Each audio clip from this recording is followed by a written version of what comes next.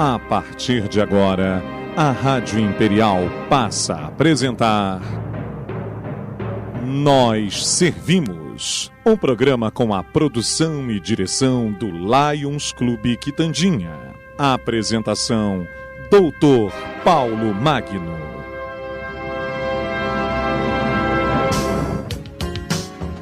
Bom dia, ouvintes da nossa Rádio Imperial. Aqui estamos mais uma vez com o nosso programa Nós Servimos, sobre a chancela do Lions Clube Petrópolis Quitandinha. Eu antes queria avisar aos nossos ouvintes e aqueles que nos acompanham pelo Facebook depois com a gravação, né? Que o Instituto de Desenvolvimento e Liderança do Lions, do Distrito LC1, está lançando um curso de desenvolvimento de jovens lideranças, que será realizado através da educação à distância. Este curso ele é gratuito e voltado para participantes ou não do Lions, quer dizer, as pessoas não precisam ser associados ao Lions. Pedimos que aqueles que quiserem, né, podem se inscrever pelo site http www.lionslideranca. Não é liderança não, porque não tem esse cedilha, hein? Vou repetir. www.lionslideranca.org.br/curso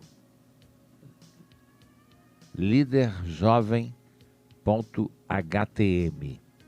Repetindo aí o endereço para aqueles que quiserem: www.lionslideranca.org.br, né? Isso é importante porque aqueles que querem fazer um curso através da internet, não é inteiramente gratuito, não paga absolutamente nada. Então, repetindo mais uma vez,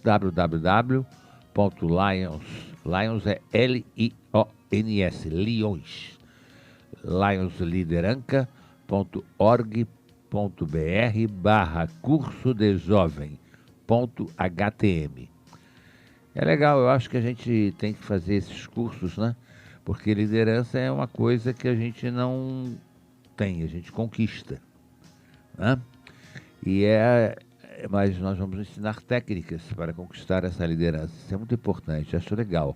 É um curso de graça, não custa fazer, né? Você faz a hora que você quer, vai lá, olha direitinho. Qualquer dúvida é só entrar em contato com nós, aqui com a gente, que a gente passa o endereço novamente. E estamos aqui com o nosso WhatsApp da Imperial, 988360722. Para aqueles que quiserem bater um papinho com a gente. Nós hoje já tivemos o prazer de entrevistar aqui há uns 3 anos atrás. Nossa, já faz isso tudo? Já faz isso tudo, você veja só, não te vejo esse tempo todo. Também com um ano e tanto aí de pandemônio, ou de pandemia, né? Aí a gente fica meio fora do ar, a gente nem vê o tempo passar. Mas vamos ter o prazer de entrevistar a professora Fabiana Clô sobre homeschooling. É um papo que surgiu no debate 1550 do Jorge Luiz, desculpa, através do programa Tarde Total. E a gente estava falando sobre uma aluna que é justamente a Elisa, que teve aí a Elisa Flemer. Nós vamos falar sobre isso. E aí surgiu-nos a ideia de novamente batermos um papo aqui com a Fabiana, que é expert nesse assunto. Eu até terminei o doutorado nesse tempo, então. Então, olha que beleza. Bom dia, Fabiana. Tudo bem com você? Bom dia, doutor Paulo. Tudo ótimo. Agradeço a possibilidade, a oportunidade, o carinho de ser convidada novamente. Pois é, nós já tivemos um encontro aqui no nosso programa sobre esse tema. Mas como agora surgiu uma polêmica, nós vamos voltar a falar sobre esse tema, que é o homeschooling. O que vem a ser o homeschool, Fabiana? Porque alguns ainda não ouviram o programa já tem muito tempo, e é bom a gente relembrar as pessoas, né, do que se trata. Com certeza. A gente se habituou ao uso, né, no Brasil também dessa palavra inglesa, né, mas seria a educação domiciliar. Né? São aqueles pais, aquelas famílias que assumem diretamente o compromisso de educar seus filhos, sem enviá-los a uma instituição escolar. A educação existe, o estudo existe, mas administrado e orientado pelos pais. Quer dizer, em bom português, o homeschooling quer dizer educação em casa ou domiciliar, é o formato de ensino feito em casa. Exatamente, isso aí. É isso aí. É isso aí. A família assume diretamente, né, essa responsabilidade. Isso não é botar um professor particular, não é isso. É mais a própria família que tem esse papel principal. Na verdade, a família até tem alguns casos que ela pode optar por essa questão. Modalidade. Né? A diferença é que a criança não tem uma matrícula numa escola. Né? Muitos pais contratam um professor particular para poder conduzir a educação do filho, mas ele está na escola e esse professor é só para um reforço. Essas famílias até podem contratar, existem famílias, as modalidades são as mais... os arranjos, né? Depende muito de cada família. Então, existem famílias que contratam esse professor, a gente chama de tutor, para acompanhar essa educação. As próprias princesas, né? Eu até dou muito esse exemplo, a Leopoldina e Isabel, porque a minha companheira de doutorado e falava exatamente da educação domiciliar das princesas. E elas tinham, né, a Condessa de Barral como tutora. Elas tinham os professores de cada disciplina em casa e tinham a Condessa de Barral como tutora. Então, é mais ou menos isso. Você pode até contratar, né? Tem pais que não conseguem conduzir esse ensino e aí contratam. Nós vamos falar sobre esse probleminha já. Eu tive também, quando era criança, pena que eu não aproveitei. A gente, quando é criança, não aproveita muito as coisas, né? Mas eu tive, durante alguns anos, aula de inglês em casa. É um tutor. Né? Quem me dava aula, se ela estiver me ouvindo, ela vai se lembrar, era Elanir Fiorini. Olha! Né? Elanir me dava aula de inglês em casa quando ela ainda estudava. Ela estava fazendo a faculdade de... naquela época, línguas anglo-germânicas. Né? E ela me dava aula de inglês particular. Pena que a gente não aproveita, a gente leva muita coisa na farra. Mas hoje posso não saber o inglês fluente. Meu filho não. Meu filho estudou inglês particular, em curso. Ele é formado e tal, tudo bem. Ele sabe falar bem o inglês. Agora eu não falo. Mas tem uma pronúncia muito boa que eu aprendi com ela. Porque ela insistia muito na pronúncia. Eu sou capaz até de ler um textinho em inglês sem falar muita bobagem. Mas, quer dizer, já era um experimento naquela época. Com certeza. Pelo menos para pessoas que estudavam línguas. Né? Já era um negócio legal. Ô, Fabiana, o ensino doméstico... ele é legalizado em vários países, como Estados Unidos, Áustria, Bélgica, Canadá, Austrália, França, Noruega, Portugal, Rússia, Itália e Nova Zelândia. Eu estou dizendo os países para as pessoas verem que não é paizinho, são países desenvolvidos, né? Ou quase. Mas ele é proibido em países como a Alemanha e a Suécia, onde é crime. Exatamente.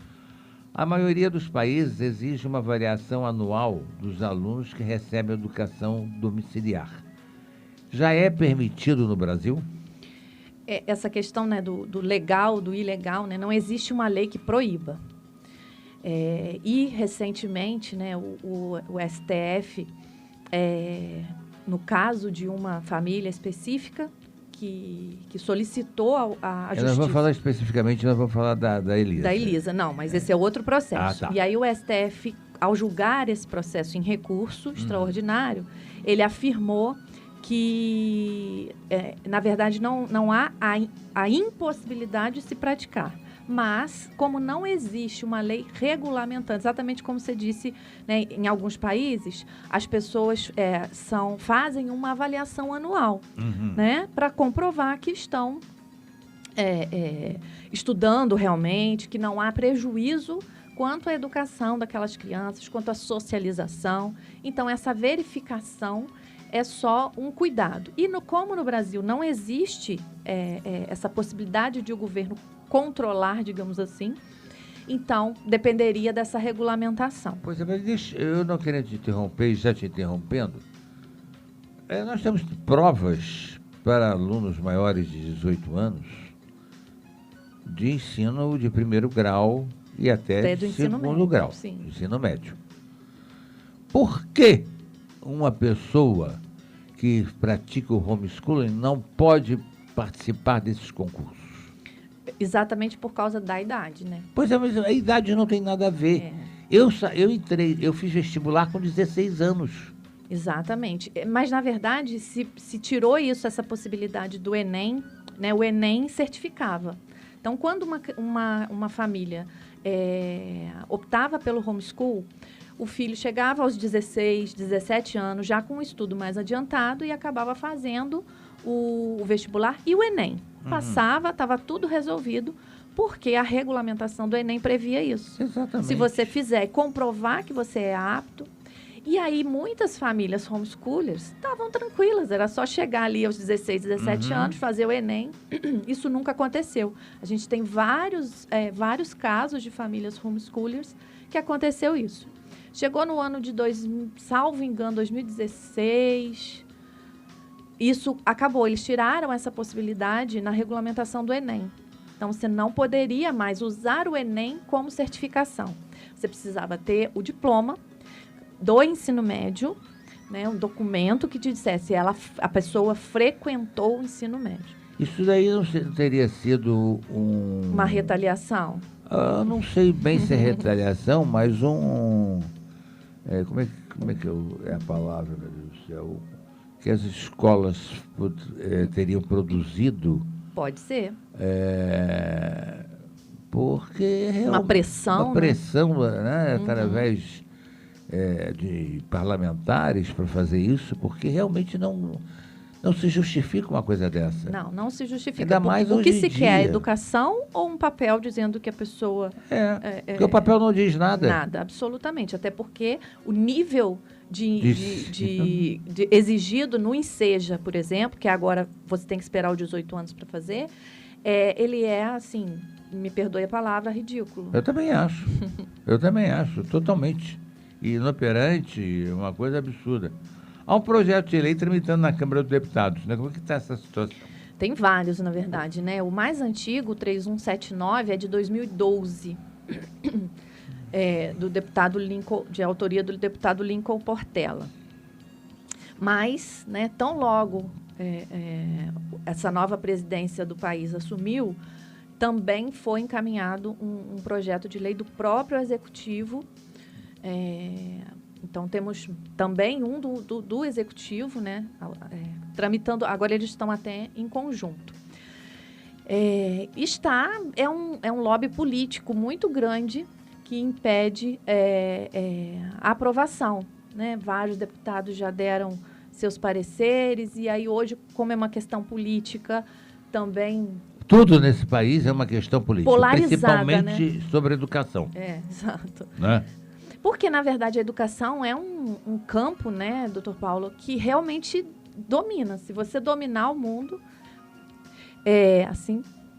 Se você dominar... Você domina o mundo como? Com educação. Pela educação, né? Ou oferecendo uma boa educação, ou fingindo que está oferecendo uma boa educação. Que é o que era feito nesse país até agora. Pois é. Né? Então, se controla o mundo pela educação. Tem até um livro com esse título. Exatamente.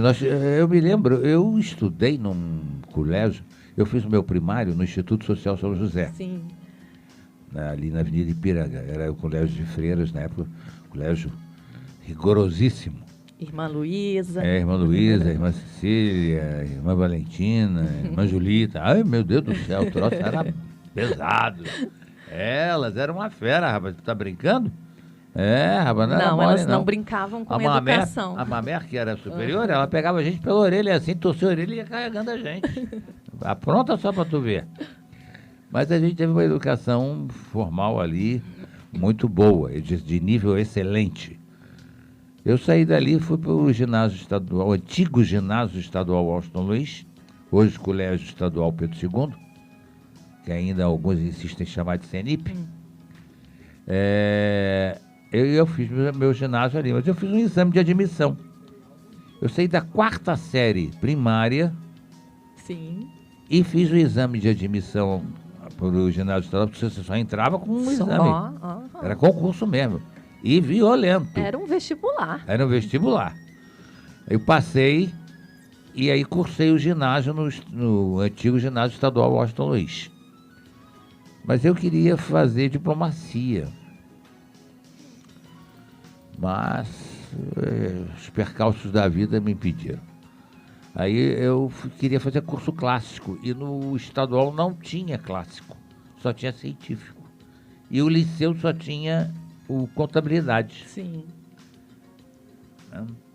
Aí eu tive que ir pro Werneck. Fui pro Werneck, fiz meu curso clássico no Werneck, terminei no Colégio Zé Bonifácio, no Rio de Janeiro. Bom, me formei, saí, entrei na Faculdade de Direito. Eu cursei o primeiro ano da Faculdade de Direito com 17 anos. Pois é. Naquela época eu tinha que tirar a carteira de identidade. Eu fui assinar minha carteira de identidade e eu tenho ela guardada até hoje. O pateta do cara lá da carteira de identidade disse: o senhor não pode assinar assim, não. Eu digo: por quê? Essa é a minha assinatura. Não, mas aí é ilegível. O senhor é menor, não pode assinar assim. Eu nunca vi isso na minha vida. Mas o Estado... Bom, mas eu estou contando isso por quê?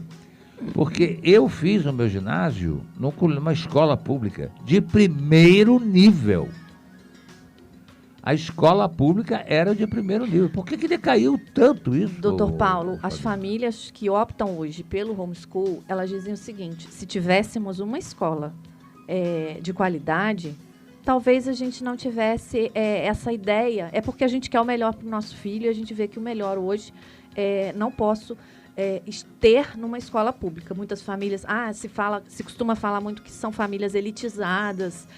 Não, se ela for elitizada, ela bota numa escola privada de muita qualidade, né? Mas não é isso. São pessoas que entendem a educação justamente com uma diferença que talvez a gente não acompanhe, né? Então, a escola pública talvez não esteja, e eu sou funcionária pública há 25 anos. Então, muita gente fala, dia desses um professor até fez um post dizendo que eu não sabia o que eu estava falando.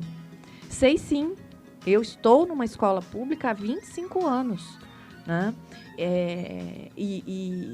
Então, essa qualidade, ela faz falta. Pois é, mas eu fui professor também, que depois do direito eu fiz ciências sociais. Eu acho incrível, porque a aula que eu dava no Colégio Werneck, onde eu trabalhei durante 13, 14 anos, era a mesma aula que eu dava no liceu. Perfeito, eu também. Eu sou funcionária do Colégio de Aplicação da UCP. A minha aula de geografia na prefeitura é a mesma. Não é eu tenho uma aluna, aconteceu muito nesse ano de 2020, da gente ter... a condição financeira, econômica de muitas famílias sofreu um abalo. Sim, né? A escola pública vai lotar. Exato. Então, eu recebi, né, alguns alunos de escola privada nas minhas turmas da escola pública. E tem uma aluna no 9º ano que ontem eu até comentava com o diretor da minha escola. Ela disse assim, certo dia, né, agora, ela chegou bem ressabiada, né, achando que não ia ser bem recebida, enfim, e isso não se concretizou. E ela falou assim...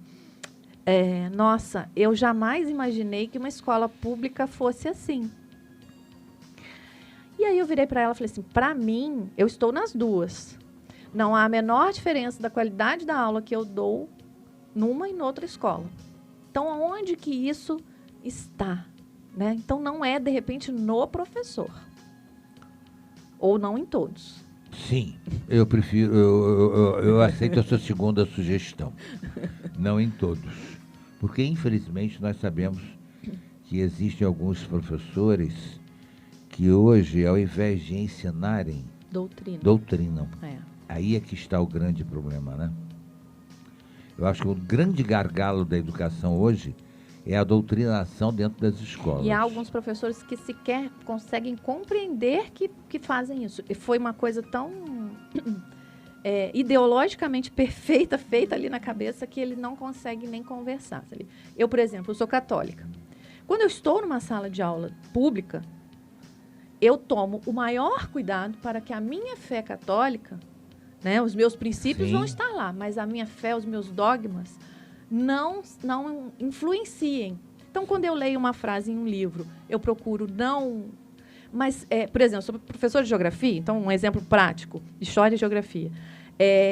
Quando você pega um livro que você é obrigado a usar, é o livro que vem do governo, né? Então, esses dias tinha uma frase no livro que aí eu coloquei para o debate. Acho que educação é para abrir mentes. Sim, né? Lógico. E era uma afirmação dizendo que as mulheres são aquele discurso feminista.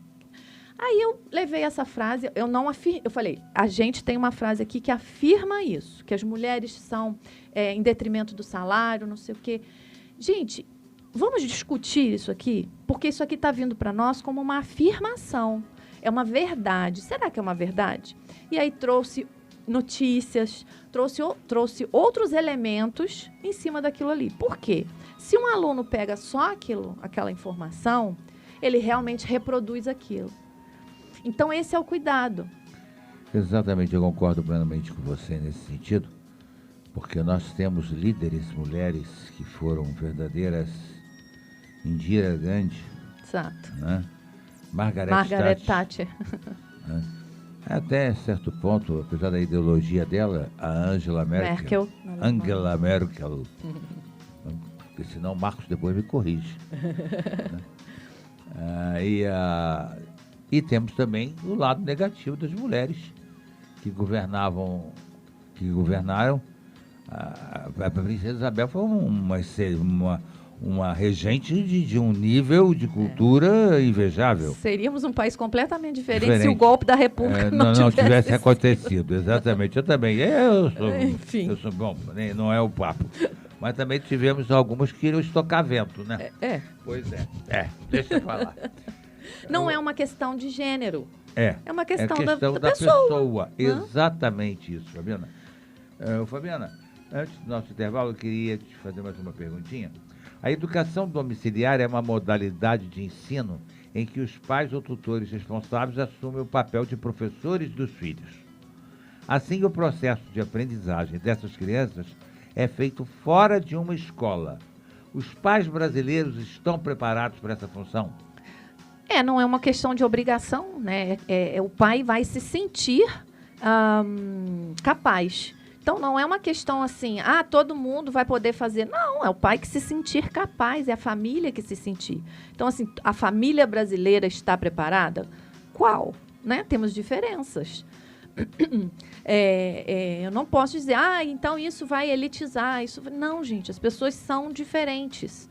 Então, há famílias absolutamente preparadas. Né? Vamos chegar lá, a própria família da Elisa, a mãe é pedagoga, enfim. Né? Mas, assim, foi uma questão de atender uma necessidade da menina, que a escola não atendeu. Nós vamos discutir esse assunto. Ótimo.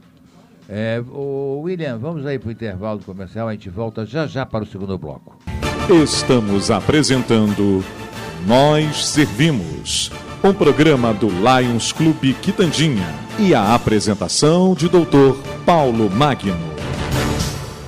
Bom, ouvintes, estamos voltando para o nosso segundo bloco, estamos batendo papo aqui com a professora Fabiana Clô sobre homeschooling, que é a educação domiciliar. Antes, porém, eu queria voltar aqui a dar o aviso do nosso Instituto de Desenvolvimento e Liderança do Distrito LC1, que está lançando um curso de desenvolvimento de jovens lideranças. É inteiramente grátis, é realizado através da educação à distância, quer dizer, não tem problema nenhum, qualquer um pode se inscrever através do site www.lions, Lions é L-I-O-N-S, lionslideranca.org.br/cursodejovem.htm. Senão o João Roberto depois briga comigo, meu companheiro lá. Que eu não comuniquei à comunidade petropolitana. Sabe, William? É fogo. Eles ficam de olho. Ô, Fabiana, mas para que aconteça a educação domiciliar, é necessário que eles saibam a base legal que norteia a educação domiciliar no Brasil, não é? Não seria? Teria que existir, né? Essa base para comprovar, né, que a criança, que o adolescente está realmente cumprindo, né? Quando se chega lá no fim do caminho e se passa num vestibular como o da USP, por exemplo, aos 17 anos, para mim já está absolutamente comprovado. Mas esse negócio de dizer que é imaturo é bobagem, né? Maturidade é uma questão bem complexa, né? Muito complexa. Né? Biologicamente falando, a gente tem diferenças, né, entre os sexos dessa maturidade. Sim. A mulher, por exemplo, amadurece muito mais cedo que o homem. Exatamente. Então, assim, é uma média que se criou. E dessa questão, aos 18 anos, né, só pode entrar, só pode fazer. Então, é uma média, se tenta colocar todo mundo no mesmo balizamento, né? Mas essas diferenças existem e precisam ser respeitadas. Então, essa questão da regulamentação é para não permitir, né, que só lá no final do caminho do homeschooling é que se perceba se foi ou não adequado. Então, que vá se conseguindo fazer com a criança paulatinamente, gradativamente, essa verificação. As famílias não se opõem a isso. Uhum. Pelo contrário, se você for fazer uma avaliação, eles vão comprovar que eles são crianças extremamente estudiosas, com uma educação, até que é o que se preza na teoria hoje, que é uma educação para resolver um problema. Perfeitamente. Para que isso também é importante que faça o básico em seu lar e entenda qual é a sua real motivação. Como é que isso pode acontecer? A motivação das famílias? Na verdade, elas são de vários tipos, né? Tem famílias que, por exemplo, tiram a criança porque a Elisa, por exemplo, foi um caso que a escola era menos do que ela precisava. Ela via um tédio na escola, porque a matéria que estava sendo ensinada era de uma forma que não atendia aos anseios dela, como que queria resolver um problema, né? Era uma coisa muito decorada. Então, ela já estava à frente. Então, a escola era monótona. O homeschooling tem que abranger todas as matérias. Não pode restringir-se a uma matéria. Não. Não é isso? Não. Claro que você pode dar até... eu gosto mais de matemática. Então, sim, óbvio que você vai se aprofundar naquilo. Mas não pode fugir de nenhuma. Além disso, também deverão escolher o método que está ensinando para seus filhos. Você pode nos dar exemplo? Existem famílias que adotam plataformas digitais, né, para o ensino, e aí a plataforma hoje até com o que aconteceu, né, obrigatoriamente nos tornamos remoto, né? Exatamente. Essas plataformas já existiam, já eram utilizadas por muitas pessoas para um estudo paralelo, ou no caso das famílias homeschoolers, para um estudo específico. Por quê? Por conta da organização. Então, você pode escolher essa forma. Você pode escolher seguir um currículo de uma escola. Tem famílias que seguem até horário, né, grade de horários, conforme uma escola. Tem famílias que trabalham por metodologia de temas, né, de projetos. Né? Então, assim, varia de acordo com o estilo de vida da família. Então, se é uma família mais, digamos assim, que mora numa região onde a internet não é facilitada. Conheci famílias, durante o meu estudo, desse tipo, né? No Rio Grande do Sul, até essa mãe, ela escreveu um livro contando como que é essa rotina, para as pessoas poderem compreender. Mas você mora num lugar que não tem acesso à internet, né, de qualidade, e você consegue que o seu filho...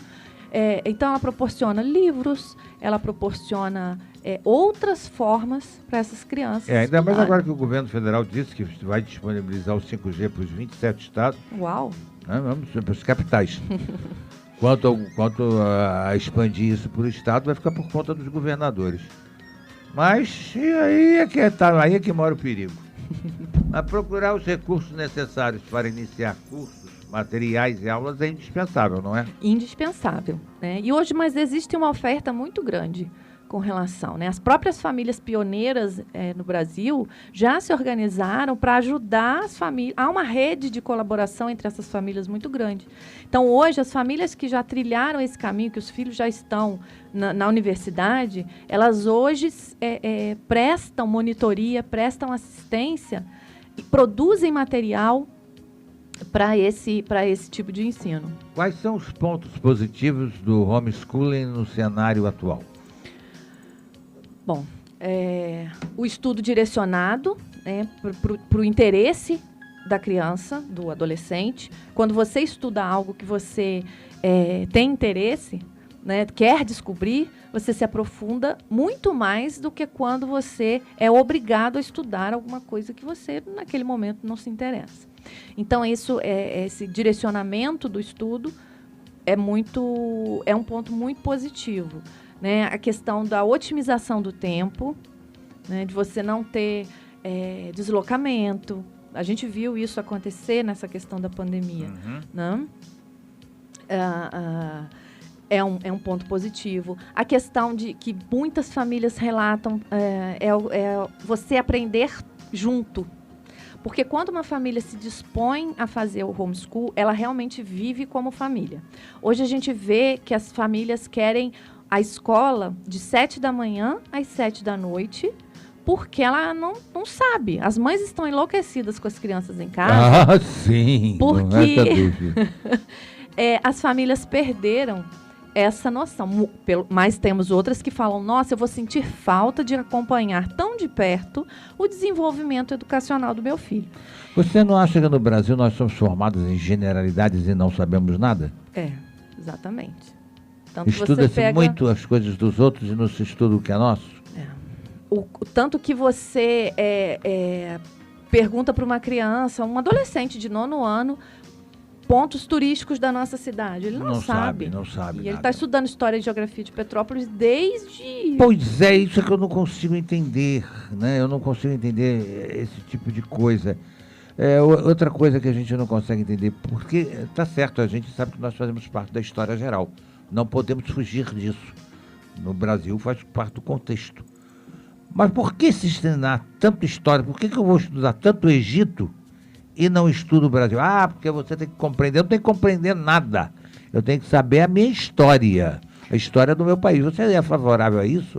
Gosto bastante. Eu acho que você tem que estudar tudo, mas do seu local você tem que dar ênfase sempre. Tanto que Petrópolis, um município, ele tem uma disciplina no escolar que é História e Geografia de Petrópolis. Exatamente. Tá até uma discussão no Conselho Municipal de Educação sobre isso, quem poderia dar essa matéria, enfim. E aí querem exigir... Antigamente nós tínhamos o mestre Lacombe, exatamente. mestre Jerônimo Ferreiral, bebi dessas águas todas, graças a Deus. Então, assim, eles querem discutir o quê? Um diploma. Eles querem exigir um diploma. De quê? De História? De Geografia? Mas aí você também dá educação para o trânsito. Então é melhor um professor que tenha notório saber, você não acha? Ah, sim, não é um guarda de trânsito que vai lá, né? Pois é. Então, não sabe nem nada. Eu costumo brincar o seguinte, professor que é professor dá aula do que for. Porque ele vai estudar o assunto e ele tem o domínio do passar aquilo para o aluno e discutir aquele tema. Enfim. Então, Paulo, eu acho que essa sua até, né, temos que discutir a história do nosso país. Ela parece que ela é escondida, né? Há uma força para se esconder o que foi o que foi realmente. Né? Mas também existem alguns pontos negativos, como menor interação social e confusão no papel de pai, mãe e professor. Então, vamos lá. A questão da interação social é muito dita, né? Existe interação social na escola? Existe. Com crianças da mesma idade, sempre com o mesmo professor, vamos falar dos pequenos, sempre com o mesmo professor, o mesmo grupo de crianças, recreios separados. Se ela estuda numa escola pública, as crianças são daquela região que ela mora, do mesmo nível social. Se ela estuda numa escola privada, também vai ser mais ou menos do mesmo nível. Então, essa interação, ela é uma interação restrita. Quando você opta pelo homeschool, a família é obrigada a ter uma interação social ampliada. O que é isso? Essa criança vai conviver com aquele avô que já tem, tem uma idade, né, superior a ela e tem um conhecimento diferente, vai passar esse conhecimento. Ela precisa visitar museus, porque ela não vai dar conta, nem que seja virtualmente, mas ela não vai dar conta de entender história se ela não só no livro, só num site, enfim. Então, quando a gente fala de interação, a gente acha que a escola é a salvação. E veja bem, eu sou E quanto à de escola. sociabilização? Então, a escola é o único local? Não é. A sociabilização de uma família homeschool ela é ampliada. Né? Existe um livro da Glória de Deus, ela é mexicana, não me lembro agora, Argentina, enfim, não lembro. Que ela conta uma história de uma família de monstros. É engraçado que ela bota justamente por eles serem monstros, né, tipo, diferentes.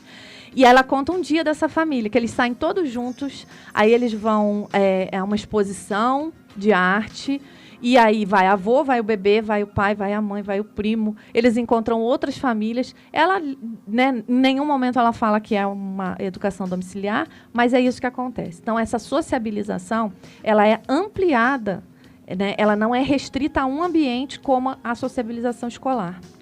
Tá? Qual a diferença entre homeschooling e a educação à distância? Nossa, completa. Educação à distância, né? Você tem, até com relação à educação remota que a gente está tendo hoje, muita gente fala, meu filho está estudando à distância. Não é. Não é. A educação à distância, ela exige uma característica da pessoa que se dispõe a estudar, que é o autodidatismo. Você recebe um cronograma e vai seguir no seu ritmo aquele cronograma de estudo, né? Tem que ler. Eu, por exemplo, uma vez fiz uma pós-graduação de educação em educação à distância, né? Uma formação, e eu demorei anos. É muito exigido, né? Porque, na verdade, assim, eu não tenho esse ritmo da educação à distância, não tenho essa característica. Então, para mim, não funcionou. Então, a educação à distância, ela depende também do perfil da pessoa. O homeschool não tem nada de à distância. Pelo contrário, o aluno, o estudante homeschooler, ele precisa estar em contato direto com o portador da informação, do conhecimento, né, que é a pesquisa. Ele vai querer descobrir. Então, é exatamente o oposto. Ele fica numa condição de contato próximo com todo portador de conhecimento, seja virtual ou real. Você julga oportuna a decisão expedida, que foi agora na sexta-feira, dia 7, próximo passado, na qual a Elisa de Oliveira Flemer, de 17 anos, conquistou o 5º lugar no curso de Engenharia Civil da Escola Politécnica da Universidade de São Paulo, por meio do SISU, mas havia sido proibida pela Justiça de cursar a faculdade por ter feito homeschooling? Não, acho completamente, isso não é justiça, né? Isso é tentar colocar todas as pessoas dentro do mesmo balaio de gato. Do mesmo balaio de gato. Pink Floyd tinha uma música, né, que falava botar os tijolinhos, todos iguaizinhos na parede, todos do mesmo tamanho. The Wall. Yes. Então, eu acho que é isso que se tenta fazer. Só que não se tenta fazer no alto. Se nivela esse tijolinho aí por baixo. Né? Então, eu acho que essa decisão não é uma decisão justa. Não se observou justiça, porque a justiça é você equilibrar onde há um desequilíbrio. Né? E aqui, no caso da Elisa, qual era o desequilíbrio? Ela tem uma lei, né, digamos assim, que a impede por conta da idade. Né? E assim, meses, né? Ela vai fazer 18 anos em setembro. Exato. Por conta de meses, não se valoriza todo o esforço que essa menina teve ao estudar. Quer dizer, uma pessoa não pode... A gente já viu rapazes, garotos de 15 anos, matriculados em universidades americanas. Exato. Que foi o que aconteceu com ela, né? Ela já ganhou, inclusive, bolsa no MIT. Pois é. A Elisa não frequenta a escola desde 2018. Uhum. Ela estuda 6 horas por dia em casa, seguindo o método próprio.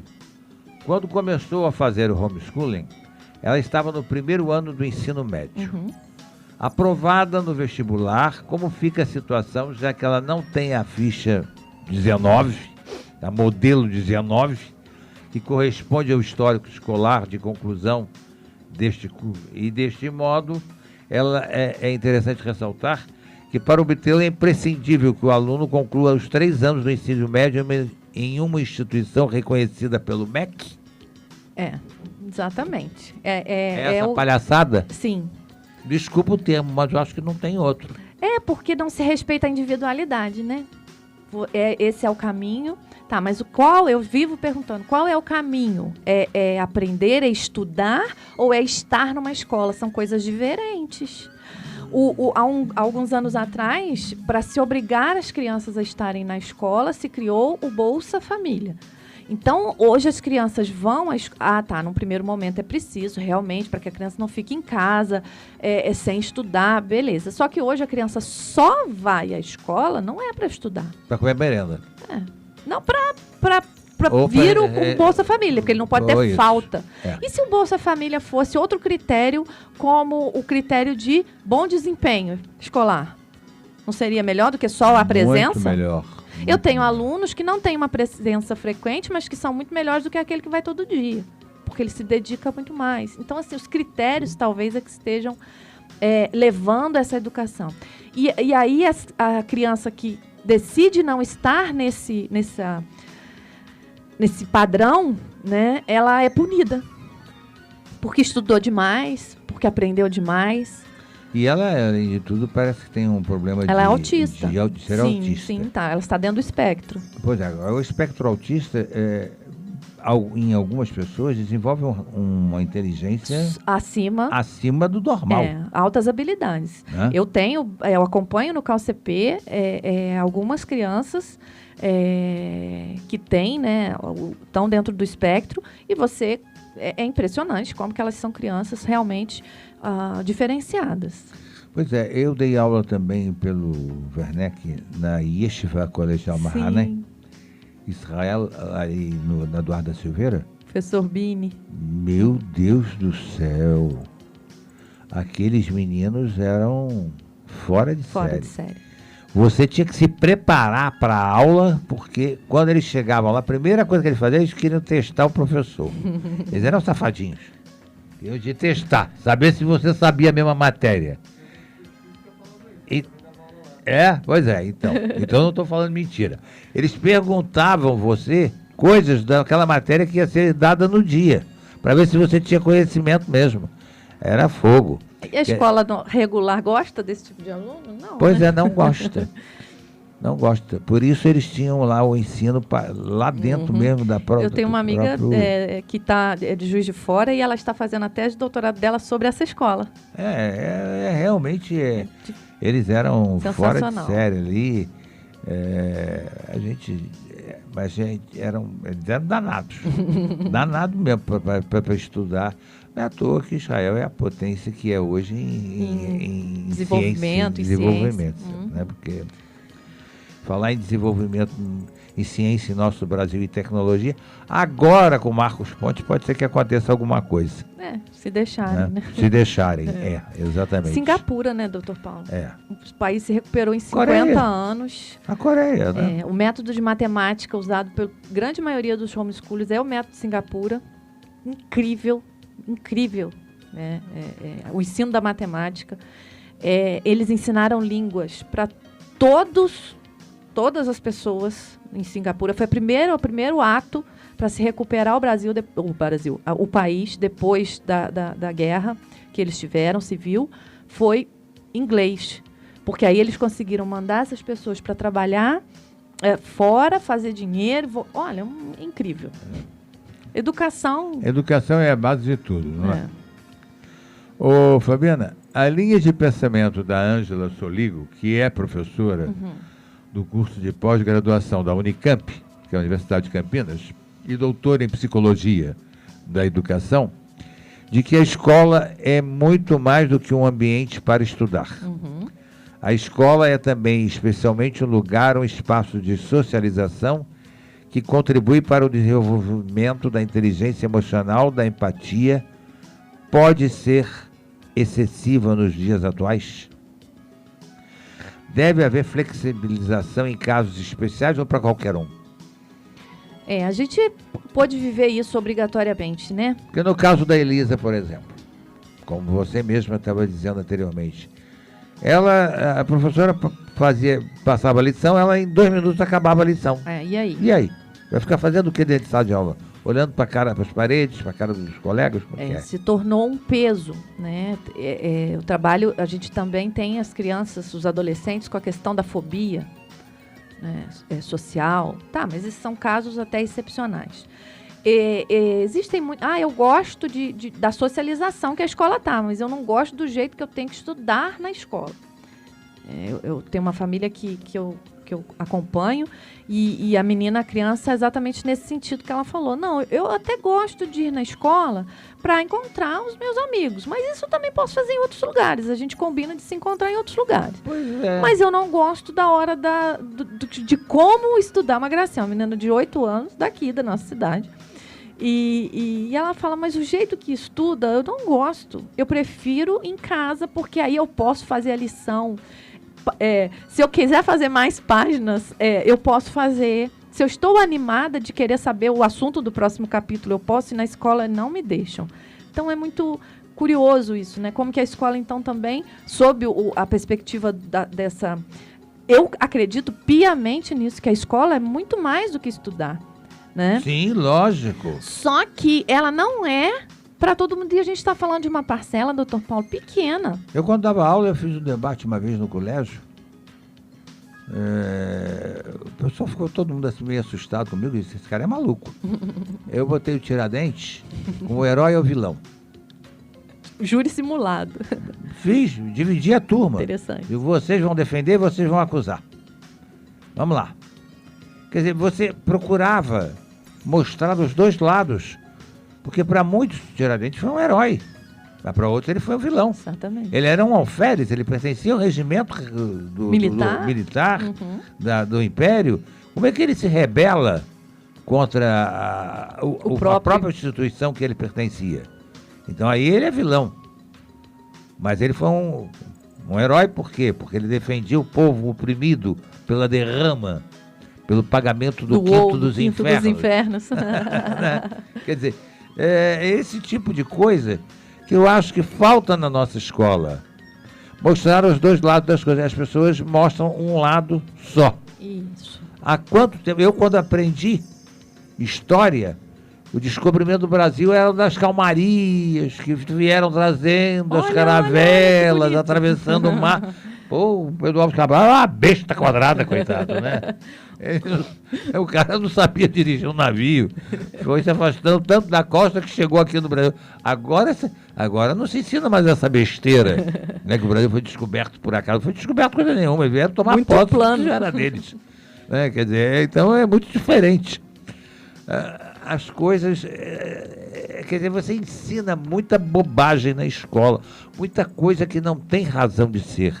E outras que têm razão de ser são desperdiçadas. Antigamente você aprendia em história, em português, por exemplo, você tinha interpretação, redação, dissertação e descrição. Né? Então você tinha esses 4 tipos de coisa. Hoje você não tem mais isso. Não. Quer dizer, o aluno não sabe escrever, não sabe interpretar, não sabe... Doutor Paulo, eu costumo dizer que a escola... Emburreceu. A campanha Todos na Escola foi essencial. Só que ela não se adaptou para que esses todos, né, pudessem aprender da mesma forma, fossem aprender da mesma forma. Então, antes a escola eliminava, sim. Então, isso não está certo. Só que aí hoje, como eu tenho alunos que não aprendem da mesma forma, são pessoas diferentes, eu vou nivelando cada vez mais para atender aquele nível baixo. Então, se eu tenho um aluno, antigamente, esse aluno que não conseguia acompanhar o ritmo da escola, ele era excluído. Está errado. Só que aí hoje esse aluno está incluído no ambiente escolar, mas a escola não consegue oferecer para ele o que ele precisa aprender. Então, aí ele foi baixando o nível. Então, é isso que, quando você diz, né? A escola emburreceu, ela foi fazendo isso, ela foi tendo que baixar o seu nível. E essa política, né? Não pode ter aula remota, porque na escola pública eu tenho 60% dos alunos só que têm acesso à internet e a computador celular. 40% não tem, não sei esse percentual. Tá, então, peraí, para 60% eu já estou solucionado. O que eu vou fazer com esses outros 40%? Agora vamos, então, né, um plano estratégico para atendê-los. Não, aí o que se faz? Pega os 60%, não dá educação nenhuma para esses 60%, porque os outros 40% não tem. Aí baixa o nível, aí não dá para ninguém. Enfim.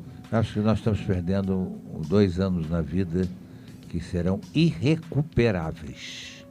Já não estava fácil. Pois é, e agora vai ser pior ainda. Fabiana, eu gostaria de agradecer muito a sua participação. Infelizmente, o nosso horário está chegando já ao final. A gente passa tão rápido aqui, né? Que a gente nem sente. Você aconselha, você acha que nós brevemente teremos esse projeto do homeschooling aprovado no Brasil? Espero piamente que isso aconteça. Que assim seja.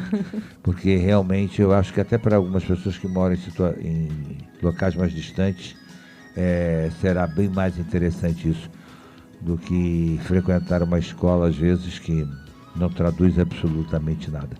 Quero agradecer a tua participação, a tua disponibilidade de vir aqui no sábado de manhã, para que a gente pudesse tocar nesse assunto, que é um assunto que está em pauta aí no nosso Congresso Nacional. Pedir aos nossos deputados que olhem com mais carinho, aos deputados de Petrópolis que nos representam aí, ou bem ou mal, mas que nos representam, que escutem o clamor popular, porque eu acho que isso realmente está se tornando uma necessidade urgente e premente no nosso país.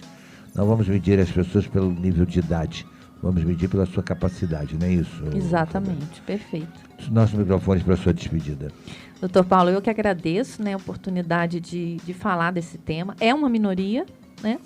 Que gente louca é essa? Sim, é uma minoria, mas como toda minoria, precisa ser ouvida, né? E, na medida do possível, ter o seu pleito atendido. Se uma criança, um adolescente chega aos 16, 17 anos com a capacidade de fazer engenharia na USP, alcançando os primeiros lugares...